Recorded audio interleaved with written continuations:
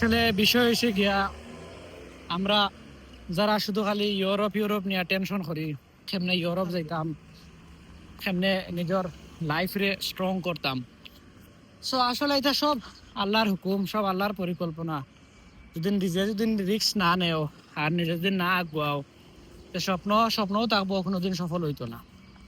আর আসলে যারা ইউরোপের লাগিয়া অ্যাকচুয়াল ট্রাই করতায় ইউরোপ পাওয়ার লাগিয়া, সো আমি মনে করি খালি শুধু ট্রাই করলেও হইতো না, কিছু রিস্কও নিতে লাগবে।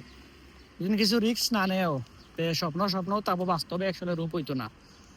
অনেকও আছেন মানুষে ক্রিটিসাইজ করবা যেন শুনলে যেন আমি ইউরোপ যাইতাম বা আমি ইউরোপে যাইবার প্ল্যান বানাইছি।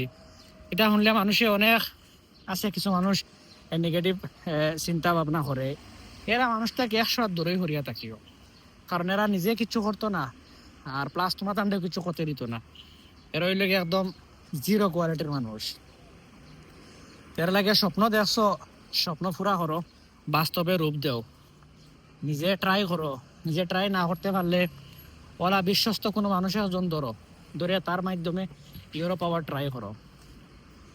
আমি পুরা দিল থেকে বিশ্বাস করি, কারণ বা এই অল্প সময় যত মানুষের লগে মিলছি বা ঘুরছি বা দেখছি, যারা ইউরোপ আইছে এরা মানে একদম নিজে রিক্স লইছে, নিজে রিক্স লইয়া তারা আইছে। তার আর অন্য কোনো মানুষ নাই যেন তারা রিক্স অন্য মানুষের বইলা কিছু নাই, নিজে নিতে লাগে। তো নিজে একবার রিক্স লইয়া মুভ করো, ইনশাল্লাহ জীবন সুন্দর হইব।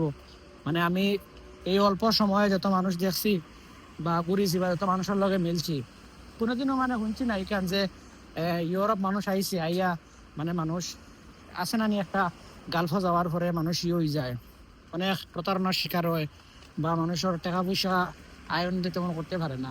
অ্যাকচুয়ালি কিন্তু ইউরোপ নাই, আমি এরা শুনছি না কোনোদিনও। সো নিজের স্বপ্ন নিজে পুরা করতে হইলে নিজে রিস্ক লইতে লাগবো, একবার আইয়া দেখো।